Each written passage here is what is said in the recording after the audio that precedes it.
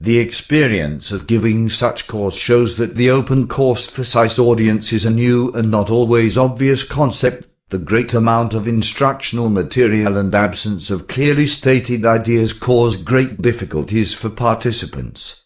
The limited set of social services, disrespect and misunderstanding of Twitter summons problems when tracing tutors and their colleagues' work. Apart from it, the author thinks that the topic of the course was rather challenging for the learners.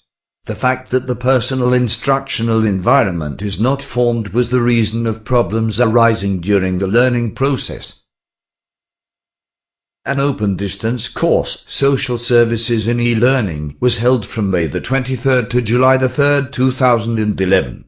For this course wiki, mailing list, Twitter, Digo, learners blogs and aggregator netvibes.com were used. You can see a syllabus of the course.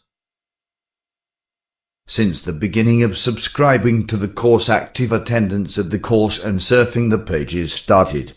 By the moment classes began, 43 people had been subscribed.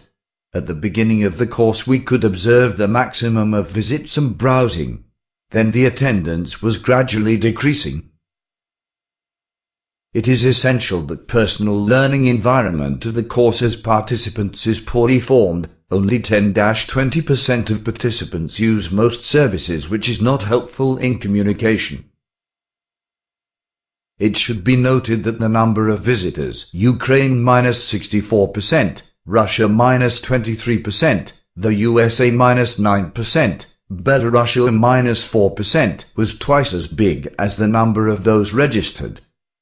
A student's comment, as strange as it is, in the course I enjoyed its openness. The participants strived for being helpful to each other. At any moment you could ask a question and get more than one answer. I was surprised to find out such connection. One more thing I liked about the course was that I was not dictated anything. Everybody was free to catch the pieces of knowledge she was interested in.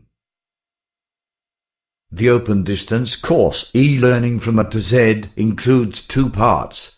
The first part, which was held from December 2011 to January 2012, was devoted to the tendencies of creating the system of distance learning at the current stage of Internet development.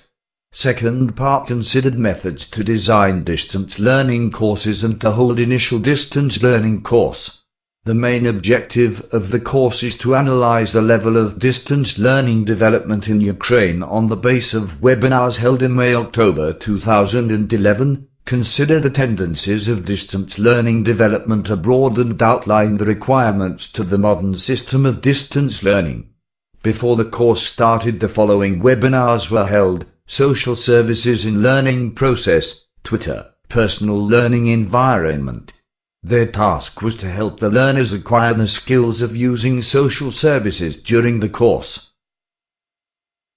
You can see part 1 of a syllabus of the course.